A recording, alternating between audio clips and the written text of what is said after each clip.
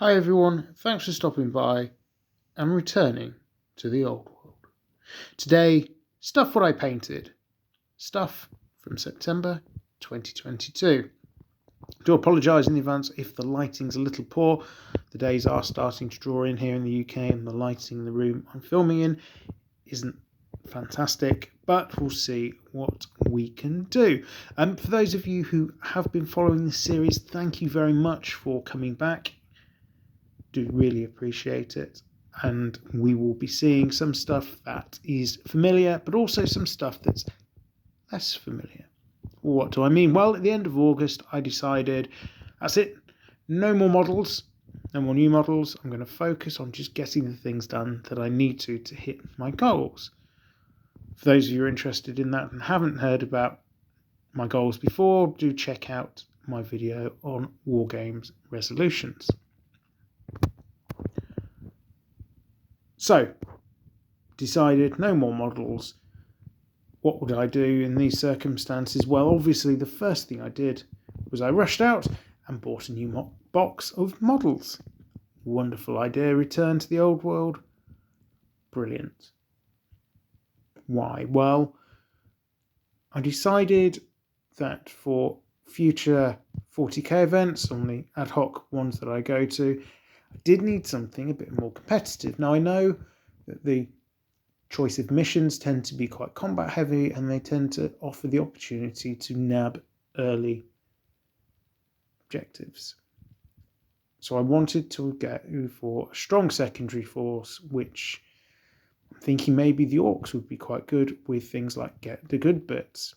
Now to get the good bits, realistically you need some grots or looters, but using looters seems a big waste of firepower to then suck them into just doing actions.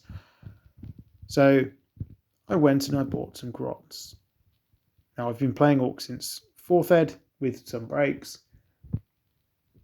Not really used them much in 9th, but I've not actually got any grots. So I thought I would rectify the situation. Now the problem with getting grots is suddenly it's a load of models I needed to paint that I hadn't banked on getting out onto the paint deck. So I decided to try out some speed painting options to get these guys done. I undercoated them with a desert yellow, put a bit of a camo pattern on and a wash, and then for the hoods and some of the underskirts, so you can see, for example, there, black hood and a hint of blue coming through at the bottom. My camera will come back into focus at some point. There we go. Like my orcs, I've used a lot of different clan colours. So there's red, there's blue, there's black. There's a blood axis sort of camo pattern going on over yellow. So I could use these to represent any of the major clans, should I want to. At the moment, my orc force is leaning into goths, but I do like to have the options of doing different things should I want to. Certainly without having to repaint loads and loads of models if I suddenly change my mind about how I want these figures to be representing a particular idea or story line. So here we are. I managed to paint up all 20 in the box. It was a bit of a speed paint job, but did also come with a Bob Ross style happy accident, shall we say.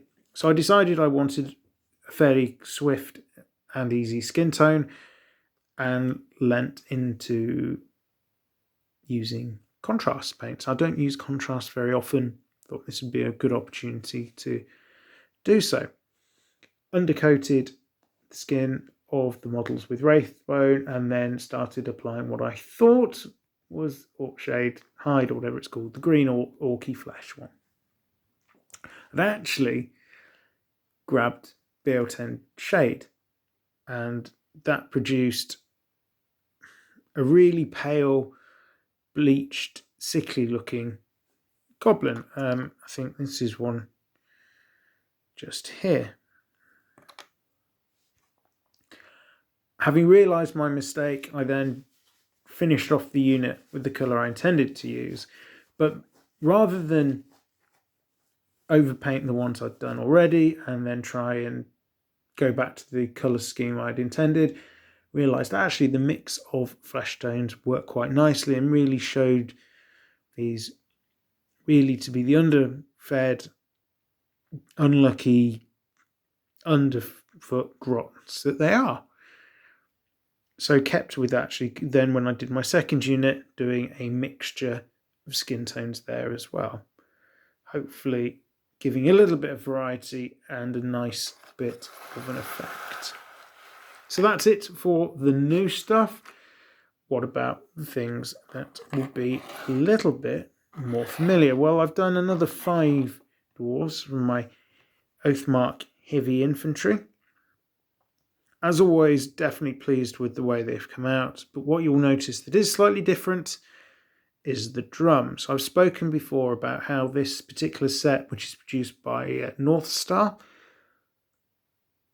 doesn't have any musician options. And I've been thinking about how I can do an easy job of representing a musician for my unit. In this case, there's enough room on a 20mm base for a small drum. The drum actually comes from my French Napoleonic Infantry set. I had a couple lying around, drums that is, one of which is now painted up and there's another one to follow. It's worked fairly well. It represents what I want to do. It's not a long-term solution because I don't have enough of them for all the units I'm hoping to make, but it is what it is, I suppose, and it's a step towards representing something without doing a large-scale conversion or getting loads of parts. Talking of French Napoleonic Infantry, here is the front rank of my final unit that needs making.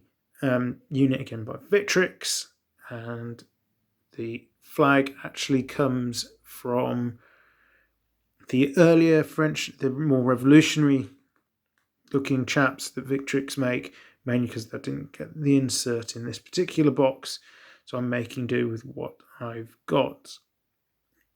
There is an argument I could perhaps do a little bit more on the skin here to make it pop, but I think on Mass Effect it'll look quite good, and I should be able to do a bit of an army on parade fairly soon, and that would mark the end of my Napoleonic French project. Last but by no means least, we have this chap, a Bretonnian squire armed with a bow. He's going into my Imperial force for the Old World. These are really nice models to paint up. I've really enjoyed working on them. I've got one done already, the chap you see in front of you, and I've got one more undercoated. I only ever had 3 of them. The old metal models, bit unfortunate with hindsight, perhaps would have been better to get a few more of them. So I'll have to, if I want a unit of archers, I'll have to make it up with some of the later plastics. It's not ideal, but it's not totally horrendous. But yeah, I do like the character of these models with their real medieval feel. So that's it for this week. Thank you very much for stopping by. Next week we'll be going back to some of the more in-depth footage rather than me just showing you some painted models. But for now, thank you for dropping by. Have a great day.